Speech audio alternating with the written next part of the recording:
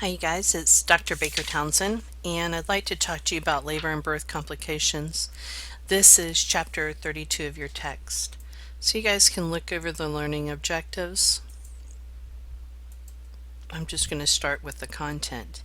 So you guys, preterm labor and birth is a major complication. We know that preterm labor is one of the most costly and deadly things that can happen to a baby. It's because they have to go to the NICU. So what is preterm labor? Cervical changes, this would be cervical dilation and effacement, and uterine contractions occurring between 20 and 37 weeks of pregnancy. So you've hit the age of viability, but you have not hit term yet, which is early term, is 37 weeks. Preterm birth is a birth that occurs before 37 weeks. So preterm birth versus low birth weight. So you guys, with preterm birth, if it's before 37 weeks, we have issues with lung surfactant. It's dangerous. It's the length of gestation is what is the problem, because you need an adequate length of gestation in order to develop lung surfactant.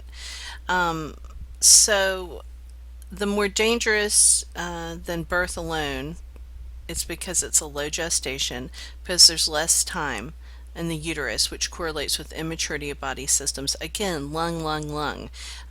Obviously, if they're less than 34 to 36 weeks, they don't have a mature suck, so they have problems there. Now, low birth weight, on the other hand, is a baby who went to term, who got 37 weeks, but the baby is very small, weighs less than 2,500 grams.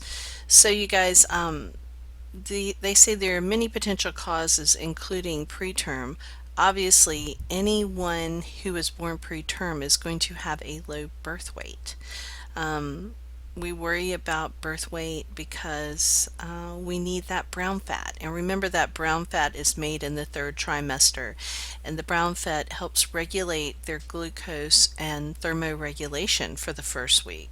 So you guys, babies who are born small or have a low birth weight, again, we worry about the triad of doom. We worry about respiratory distress, we worry about cold stress, and we certainly worry about hypoglycemia.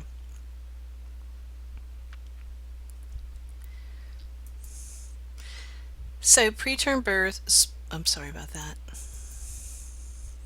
I'm trying to get on the right slide. I apologize. Okay, here we go. Preterm birth, spontaneous versus indicated preterm birth. Spontaneous births that are preterm are 75% of the time. That means that they just went into labor before 37 weeks. Indicated is 25% of preterm births, and this would be a patient who had like pregnancy-induced hypertension with HELLP syndrome. We knew that the mother would suffer the consequences or could potentially lose her life, so we did a C-section on her even though we knew the baby was preterm. Also, some preterm births are indicated by severity of neonatal problems in utero. So if we have a baby with a severe cardiac abnormality or something else that we know we need to get them out before the baby gets X big, then we sometimes go ahead and do the C-section. It's indicated.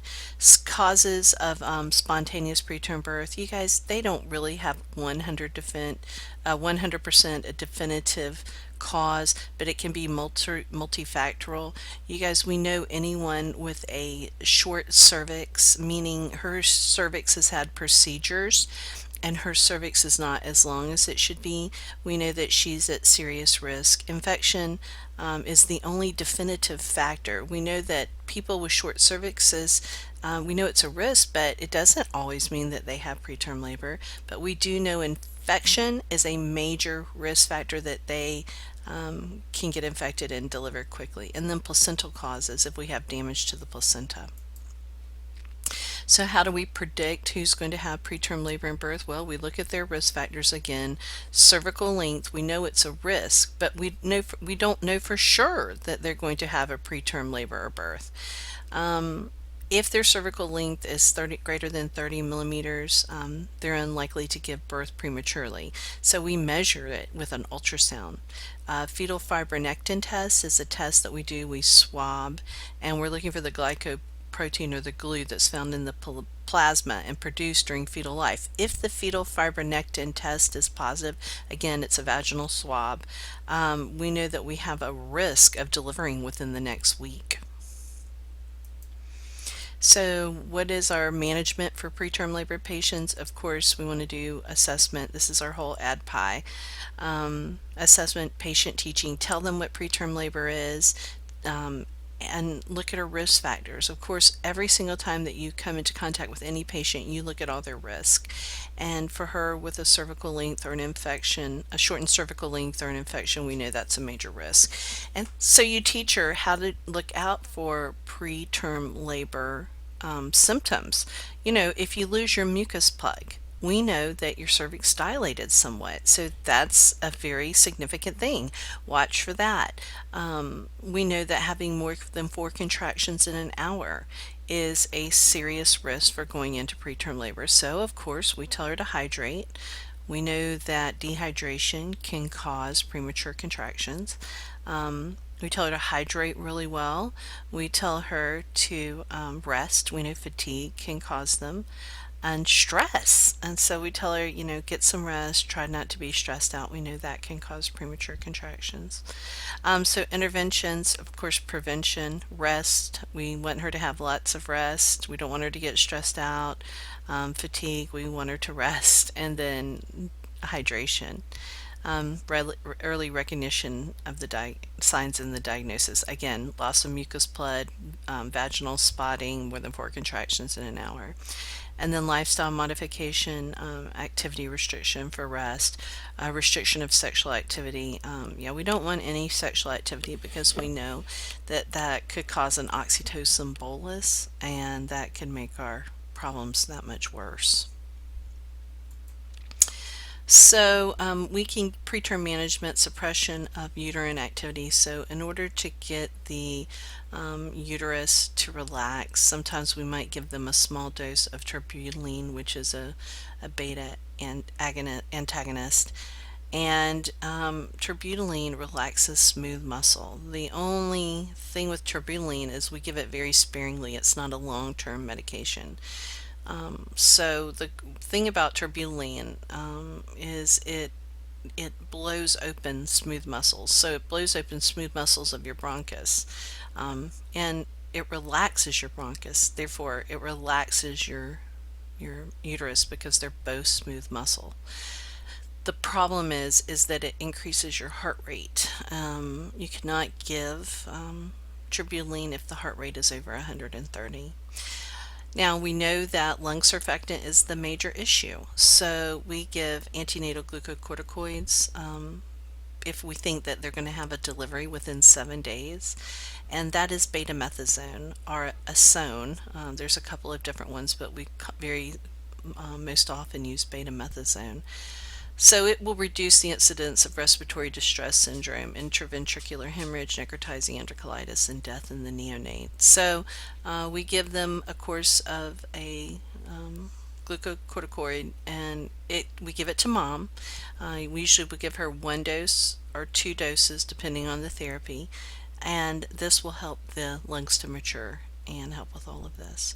Management of an inevitable preterm birth. So you guys, if the baby is less than 24 weeks, there's not a high likelihood of survival. So we really need to talk to mom about fetal and early neonatal losses. So premature rupture membranes, this is called PROM. So rupture membranes is ROM, and premature rupture membranes is PROM. So what is premature rupture membranes? It's when your water breaks and you don't have contractions. Okay, that's all it is. When your water breaks, the head of the baby should come down and rest on your cervix and put pressure on your cervix, which should cause contraction. So if your water breaks and you don't have contractions, that's called premature rupture membrane. So spontaneous rupture of the amniotic sac with leakage of fluid prior to the onset of labor, meaning contractions, at any gestational age. Now, PPROM is premature or preterm premature rupture of membranes. So preterm, less than 37 weeks, premature rupture of membranes. So this is when your water breaks less than 37 weeks and you don't have contractions. So it's responsible for 10% of all births, and it's most often preceded by infection or chorioamnionitis. Remember, there's two layers of the placenta sac. There's the amnion and the chorion. And when the water breaks, you guys, that sac now is at risk to get infected. So in a term patient, we do not want the mom to go greater than 24 hours with the membranes ruptured. That's if you're term, because we know the baby's fine. But if you're preterm, let's say you're 25 weeks, every single day is an eternity with fetal maturity. So on those people, you guys, a lot of times we sit on them. We take impeccable pericare interventions. Like we change their pads, we clean, we take vital signs, make sure their temperature's not going up. We take daily CBCs to make sure their white count is not going up. And once it starts going up, you guys, we know that we may have to deliver. Prom and pre-prom care and management determined individually for each woman. Full-term birth, obviously, at 40 weeks is the best option. Pre-prom less than 32 weeks is managed expectantly and conservatively. Again, we're not going to rush out and do a C-section. We're going to pretty much sit on her, try to get the antenatal glucocorticoids in for lung surfactant development and prior to delivery. We watch for signs of infection again. We do Q4-hour temperatures. We look for the smell of the amniotic fluid to change. We do impeccable pericare, CBCs, and if any of that starts to change, they may have to get delivered. Fetal assessment, we do fetal heart tones on these babies, and of course we give the antenatal glucocorticoids. As you know, with glucocorticoids, it can raise the blood sugar of the mother, so you have to be really careful and watch her blood sugars if she is gestational diabetic. So the American College of Gynecology, they put out their evidence-based practice guidelines, and I just wanted to show you those. But a single course of corticosteroids is recommended for a pregnant patient between 24 and 34 weeks gestation who's at risk for delivery within 7 days. That's a positive fetal fibronectin test. So we want to give them those corticosteroids to develop the lungs. Accumulated evidence suggests that magnesium sulfate, which is contraindicated with myasthenia gravis, I put that in here for you, reduces the severity and risk of cerebral palsy in surviving infants if it's administered when birth is anticipated before 32 weeks of gestation. So we know it's a neonatal neuroprotectant. So you guys, most of the women who come in preterm labor, it's a kind of a buy one get one free with mag sulfate. One, it relaxes smooth muscle, and your uterus is a smooth muscle, but more often, more importantly, it provides neuroprotection to the fetus, which is so important. The evidence supports the use of first-line tocolytic agents with beta-adrenergic agonist therapy. That's terbutaline and brethine. Again, this is very short-term, just a short burst initially till we can get the mag sulfate on board. And remember, you can't give that over a pulse that's 130. So terbutaline, and then the generic name is brethine. Calcium channel blockers, nifedipine or Procardia. Nifedipine is the brand, and is the generic, and Procardia is the brand name. Or NSAIDs, indomethacins, for short-term, which is an NSAID, for short-term prolongation of pregnancy, up to 48 hours, so that we can let the corticosteroids work. It takes 48 hours for the steroid to work. This is a risk to benefit scenario. So say for instance you had a patient come in and she was 8 centimeters dilated. It takes about 2 days for mom to become injected with the corticosteroids for that corticosteroid to work in the baby. So she would not be eligible. The risk would outweigh the benefit in that given situation. So we want to hold them off for at least 48 hours so that we can allow the antenatal steroids to work. Maintenance therapy with tocolytics is ineffective. So remember, we told you that we didn't want you to have long-term tubulin use. And then antibiotics should not be used to prolong gestation to improve neonatal outcomes in women with preterm labor and intact membranes. Intact membranes. If their membranes are ruptured, we're definitely going to use antibiotics. So we talked about this just for a second, but chorioamnion, that's the 2 layers of the placenta-itis. So chorioamnionitis is inflammation of those 2 layers.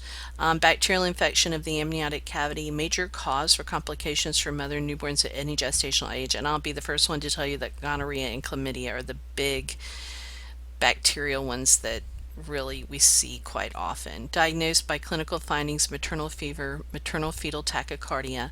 We know that when we get a temperature, our heart rate goes up and we're infected. Same thing with babies. When they get infected, their heart rate goes up. Uterine tenderness because it's infected, and foul-smelling odor of the amniotic fluid. Major neonatal risk. I mean, the baby can be infected. It can cause preterm delivery. And of course, treatment is antibiotics. Antenatal glucocorticoids. So we're going to, if we can hold her off from delivering until the baby is term, we're going to. So that would be your treatment. Post-term pregnancy, labor and birth. So you guys, post dates. Remember, we like the baby to be full term at 40 weeks, but the baby can go up to 42 weeks. But the problem is at 42 weeks, the placenta is degrading and is not functioning as well. So the maternal risk, dysfunctional labor, and birth canal trauma. So let's say our placenta continued to function well after 42 weeks, when we might have a really big baby that could get damaged on the way out because it's too big to come out, and or mom can get her birth canal damaged, you guys, her vagina and her perineum. Labor and birth interventions are more likely? Yes, of course. So you guys, I mean, if we have a good functioning placenta, of course we may have to have a vacuum to help get the baby out. And then women may experience fatigue and psychological reactions as estimated date of birth passes. Like they get really upset, like they want to have this baby. The other thing that can happen with this is that the placenta is not working well, you guys, and the mom is past 42 weeks. Then the baby starts to use its own body fat for nutrition. So you can have a really small baby too, which is important to know. So fetal risk with post-term dates. Fetal risk. Let me find it. I'm sorry. Fetal risk, abnormal fetal growth could be too big. If it's too big, of course we're going to have a prolonged labor. It's going to take longer to get that big baby out. A shoulder dystocia, so the head molds and it comes out, but now the shoulder's stuck. Birth trauma to the baby and to the mom. Compromising effects of the fetus of an aging placenta. So you guys, with this, again, we may have no nutrients going there, decreased oxygen, and so we might have a acidotic baby come out simply because the placenta was not working well. So we really have to monitor this patient for uteroplacental insufficiency. And then post-maturity syndrome is when, you guys, there's no available food and this poor baby is super skinny and has used his or her brown fat for food. So we have a small baby. And a lot of times these babies are hypoxic because they couldn't get food or oxygen through the placenta. So a lot of times they get super stressed out.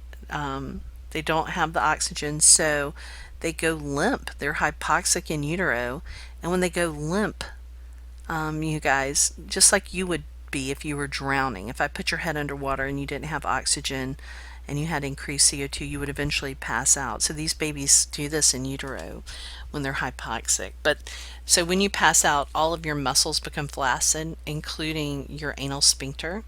And when your anal sphincter is flaccid, for babies, all of the meconium, that's that black, tarry, thick substance, then is released into the amniotic fluid, and they can aspirate that.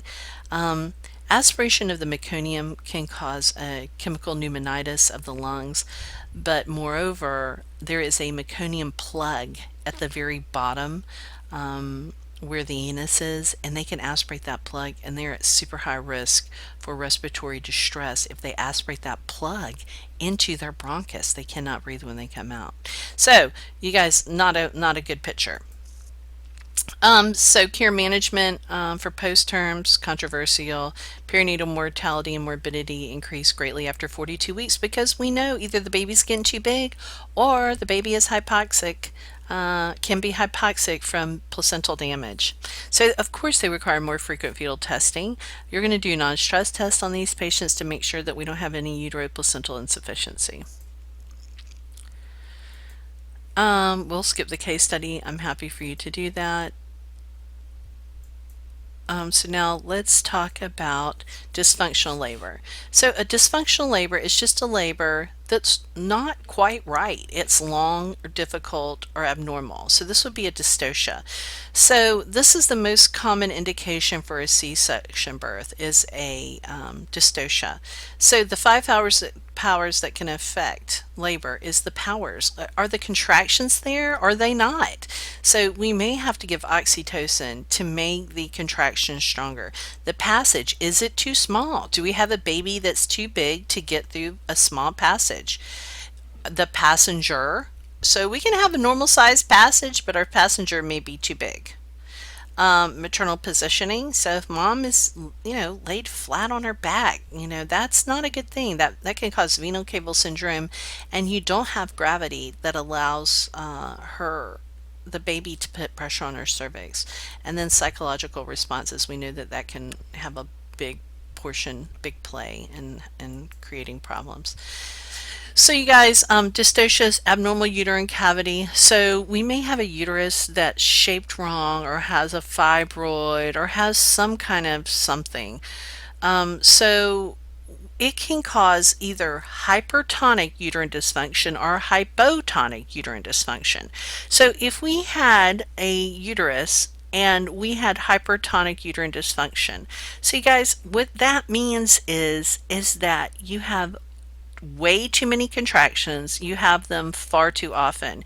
You have more than 4 to 5 in a 10-minute period. So what's really sad is you have these horrible contractions and they hurt very badly and they don't change your cervix, and then it decreases the oxygenation of your baby.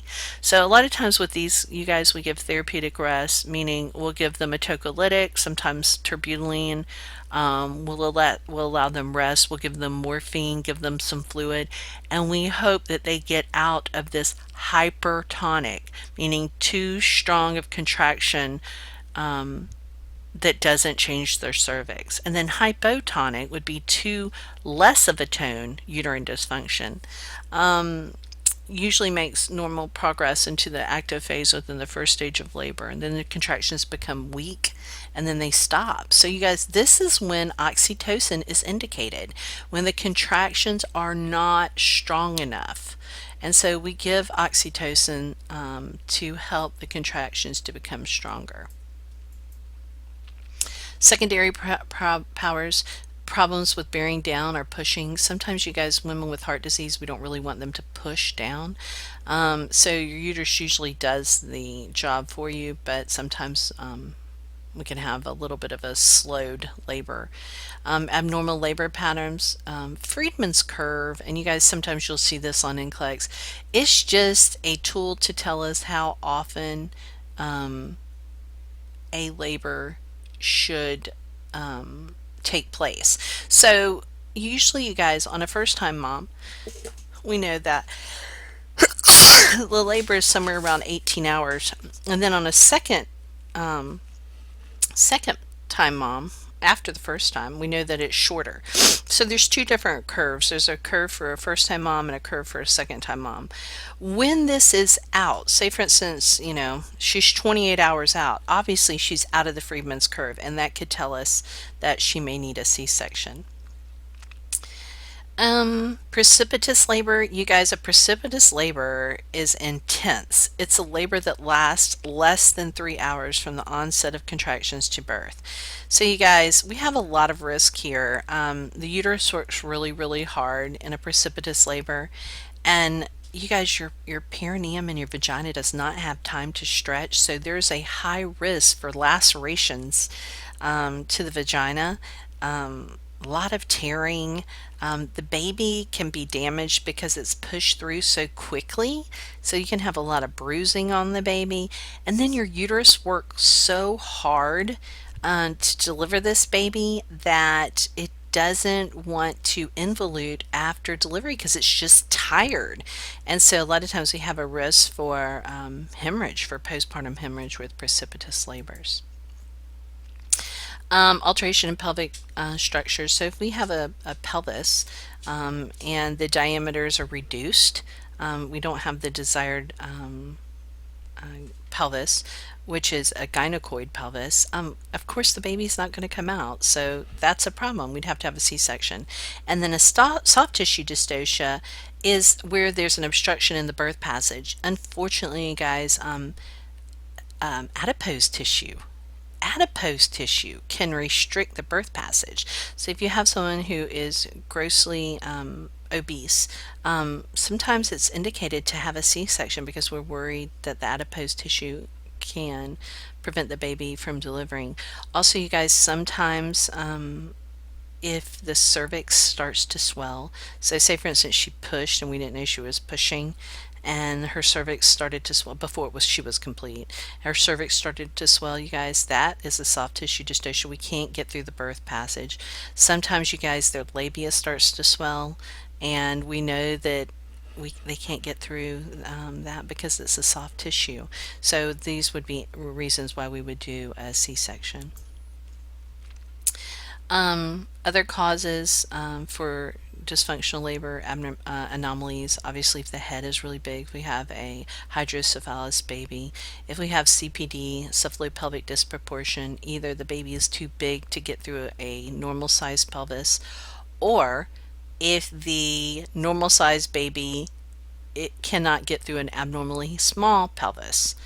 They also call this fetopelvic disproportion. Malposition, of course, if we have a transverse presentation. Malpresentation, so say for instance we have an erect head or a centipede presentation that's cephalic, we can't get through there. And then a multifetal pregnancy, that could be a reason for a C-section because one is head down and the other one is a different presentation. So causes for dystocia: position of the woman, we definitely want her in an upright position. Psychological responses, hormones and neurotransmitters released in response to stress can cause dystocia. So you guys, stress and anxiety vary. This is why we send them to childbirth classes, so they know what's coming, so they're not in a constant fight or flight. If they stay in a constant fight or flight, we know that we can have abnormal muscular contractions. Obesity is a serious problem in affluent nations because we just have too many Chick-fil-A's and people eat too much. So you guys, obviously if you have too much adipose, you're going to have the hormones that cause insulin resistance, and you're going to have increased estrogen because it's stored in fat. So therefore you're at serious risk for a venous thromboembolism and a cesarean birth. Now, a venous thromboembolism is caused by too much estrogen. A cesarean birth in itself is a complication, is a risk factor for a venous thromboembolism. So now you have both. So you can see why these people are at serious risk for a DVT after a cesarean. So you guys, there's a couple of procedures we can do. An external cephalic version. So you guys, this is when we actually try to turn the baby. I'm going to go to the next slide and then come back. This is when the baby is in a breech position and we actually manually try to turn it from the outside into a vertex position. Wow, look at that. So obviously, you guys, it's a huge risk for trauma. So it's an attempt to turn the fetus from a breech or shoulder presentation into a vertex presentation. We use the ultrasound to look for, well, to first verify that the baby is in a breech position, and number two, look for the placenta because we don't want to damage the placenta. We do a non-stress test and an informed consent before the procedure. So you guys, anytime we do this procedure, we say that we may have a C-section. We may have an emergency C-section because we're actually causing trauma. Contraindications to an external version, cephalic version, would be anybody with a scarred uterus, you guys. If they've had a scarred uterus, this is not good. If they have a big baby, it's not going to want to turn. If it's a first-time mom, you guys, her uterus is so tight, it's like a little tiny tight t-shirt. They don't really want to turn. So those are not good indications. The person who does well with an external version is someone who's had multiple babies and they have a nice floppy uterus so that the baby has room to turn, and they have a small baby. So those are the people that you'd really want to that you'd really do. Now, an internal version is when they stick their hand inside and try to rotate the baby from OP to OA. Or if it's twins and one of them came out head first and then they went in and used their hand to manipulate the baby to come out head first for the second fetus. So let's talk about induction of labor. Induction of labor is just when we're going to induce you, like we're going to make you go into labor. It can be chemical or mechanical, and it can cause uterine contractions before the spontaneous onset of labor. Labor may be induced either electively, which we're not really in favor for, you guys, because if you just electively do it, it's it's like a spiral. More things can happen. Or for indicated reasons, which with nursing we're really good with. Like if there's a reason for you to come in, example, if you're past 42 weeks or whatever the case may be, we want you to come in because of the risk to benefit. So elective induction, it's labor is initiated without a medical indication.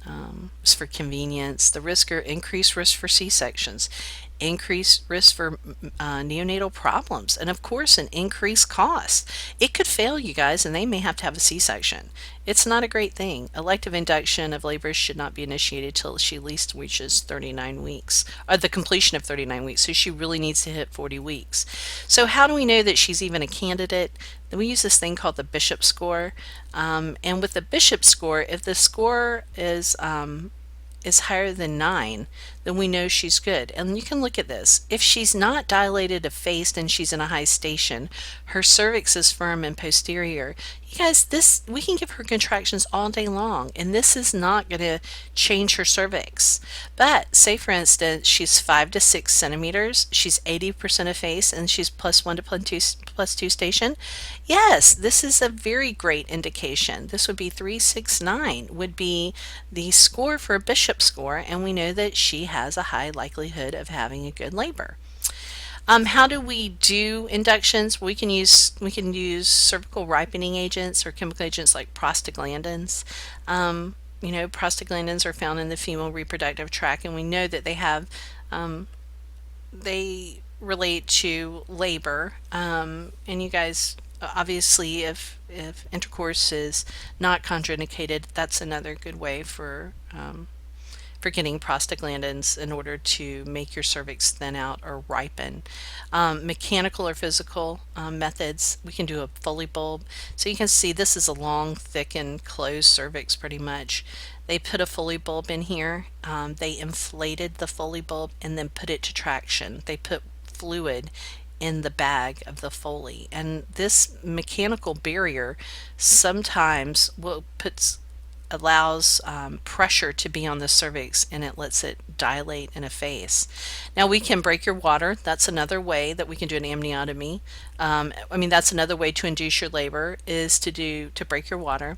And when the water breaks, you guys, the baby's head comes down and puts pressure on the cervix, and that usually starts contractions. Again, we have to be very careful. We want the baby to deliver within 24 hours after we intentionally break the water, because we know they have a serious risk for infection at that point. We can also give oxytocin to cause contractions. It's the hormone that is obviously normally produced by the posterior pituitary.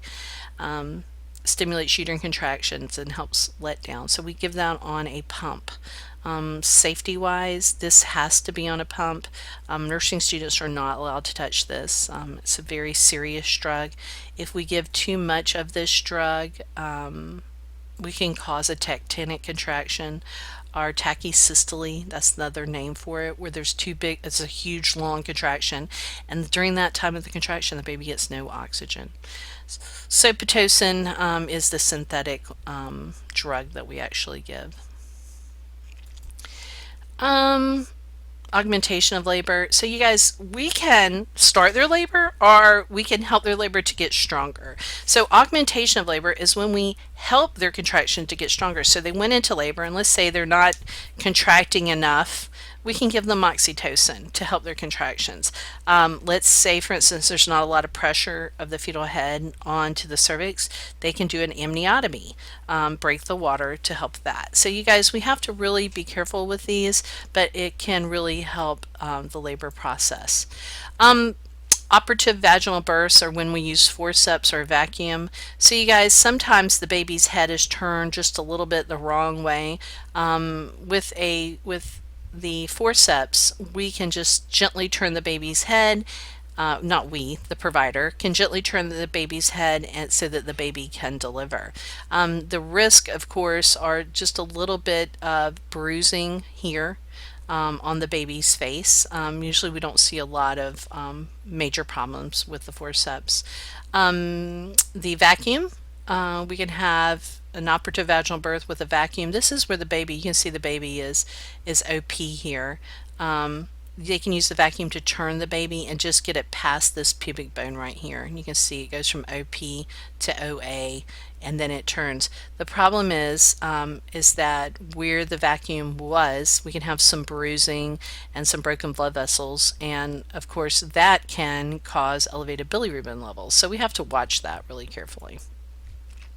Cesarean births. Cesarean births are, we don't want a cesarean birth. This is another thing with uncontrolled gestational diabetics. A lot of women will say, "Oh, I'd just rather have a C-section." Well, it's a major abdominal surgery. You don't want to have a C-section unless you absolutely have to. What is a C-section? The birth of the fetus through a transabdominal incision. Cesarean rate in the U.S. has been over 32% since the early 2000s, which is so sad. That's really far too high. A VBAC is a vaginal birth after cesarean. So this is when mom's had a cesarean section, and then she has a vaginal birth thereafter. A TOLAC is a trial of labor after cesarean. Now, who can have a VBAC, a vaginal birth after cesarean? We can have one if we have a horizontal uterine incision here, because the incision does not go across the muscles. The muscles go in this direction. And so we can have a vaginal birth after cesarean if the uterus has this type of incision. If the uterus has a vertical incision, we cannot, because you can see where these muscles run this way and now the incision is this way. You guys, this can tear open during the labor. So it's contraindicated to have a vaginal birth after cesarean if you have a vertical incision. So why are C-sections more risky? Well, there's complications and risk, of course. It is a major surgery, and so with any major surgery we run the risk of bleeding, infection, all of that stuff. We have anesthesia. You have to go under anesthesia, and it could be spinal most of the time, but you may have to have general. Prenatal preparation, like we worry about, is the baby where they need to be? Like, is it, meaning, is the baby old enough? Is everything okay? The baby's going to have to go into the nursery for an extended recovery period because of all the fetal lung fluid that was not squeezed out as it would have with the vaginal delivery. And then preoperative care, they're going to have to go through the whole pre-op situation. This is a C-section. You can see there's the uterine incision, and the baby is delivered through the uterine incision. So immediate postoperative, you guys, we know the baby has a lot of fetal lung fluid, so they suction the baby and then bring the baby over to mom. Here's dad or the significant other in the room, and we let those three bond with the baby. Postoperative care is a PACU situation. It's post-anesthesia recovery. So we have to be careful. Nursing interventions, we know it was a C-section, so we have to look at all the operative blood loss, infection risk, all of those things. If she could have had a trial of labor and then had a C-section, so her uterus could be really tired, or it could have been a vaginal birth after cesarean. Obstetrical emergencies. So meconium stain fluid, you guys, and we've talked about this a little bit, is when the baby does not get enough oxygen in utero, and the baby then becomes flaccid, and the anal sphincter relaxes and releases the amniotic fluid in the amniotic sac. So it releases, it releases the meconium into the amniotic fluid. Again, it can stain the amniotic fluid, and now the amniotic fluid turns green, because when you see the black meconium, it's actually very dark green. And so, of course, we know the baby breathes the amniotic fluid, so it can cause a chemical pneumonitis of the lungs. But moreover, the really scary part is if they aspirate the meconium plug. Possible causes, normal physiologic function of maturity. So you guys, this is a baby who's like 42 weeks. It's just because it's tired. Breech presentations, when the baby's pushed down and there's pressure on the anal sphincter, it can cause just physiologic pressure on the anal sphincter can cause them to lose the meconium. Hypoxia-induced peristalsis, this is the one that we really worry about. This is the one that I keep talking about. And then umbilical cord compression, if the baby doesn't have oxygen and then the baby gets hypoxic, it can pass out and have the meconium stain fluid. So you guys, with meconium stain fluid, we just want to make sure that when the baby comes out, if the baby cries, we know everything is okay. But if the baby comes out and does not cry, that's a serious issue. Shoulder dystocia, this is when the shoulder is too big to come out. So the head has molded, and now the shoulder cannot get out because the shoulders don't mold. They're too big to come out. Newborns are likely to experience birth injuries related to asphyxia because the carotids are compressed. So when the head is out, the carotids are compressed. Brachial plexus damage, because the shoulders are so big and are pressing against the pubic bone. So you can have brachial plexus damage and a fractured clavicle. Moms can have excessive blood loss from uterine atony because this baby was so big, and now we've had an extension of an episiotomy. We have all these problems. The uterus worked too hard, the baby was too big, and now she can have a potential for bleeding. So you guys can see this is with a shoulder dystocia. The biggest things that the nurse does is, number one, the major intervention is put her in McRoberts position. So you want mom's knees up to her ears, and the nurse will put the knees up. And then number two, the nurse will provide suprapubic pressure. So let's put that on here. Let's see, let me move this over a little bit. So the nurse's responsibility.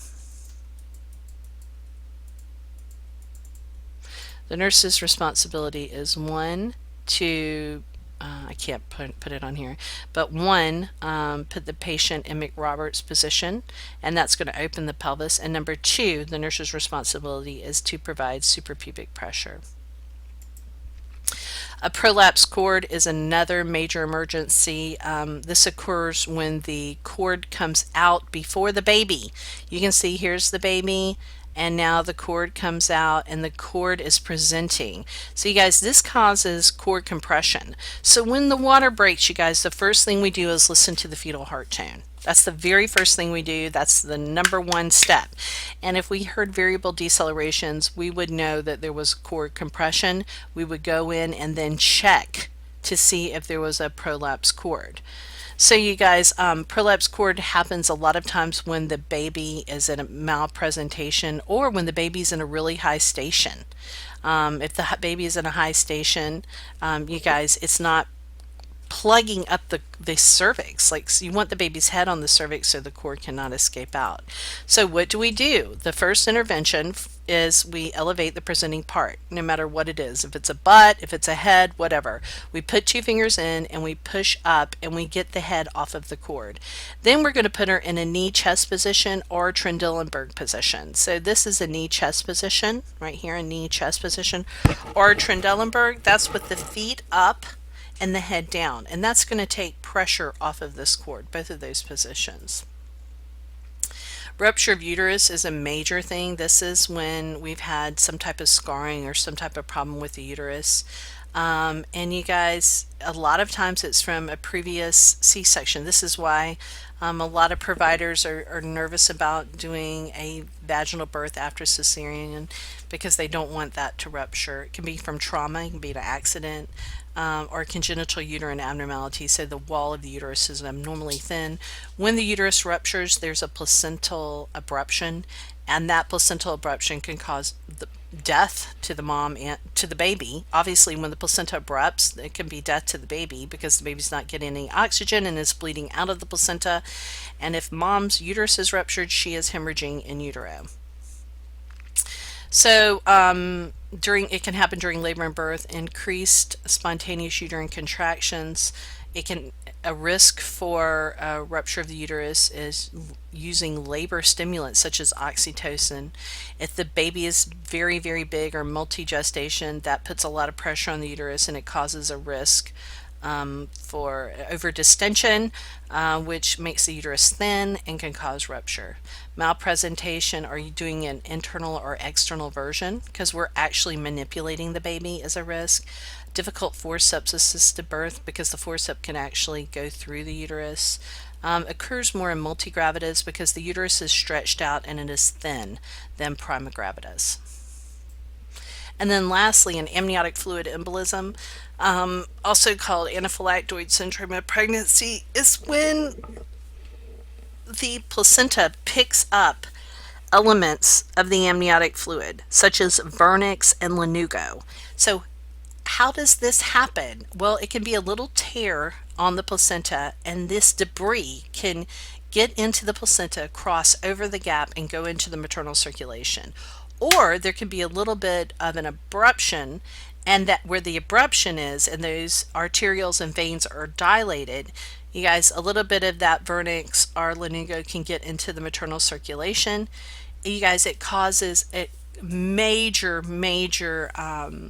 anaphylaxis of the lungs and pulmonary circulation. And so you guys, they can't breathe. They immediately code. They go into respiratory distress, and when that happens, they have circulatory collapse. So you guys, this is a major emergency. So if you ever have, it usually happens during the 3rd stage of labor when the placenta is delivering. But you guys, of course, the biggest thing you would do is code them. Start bagging them. That's why you should always have the amniotic, ambu bag at the head of the bed. Thank you.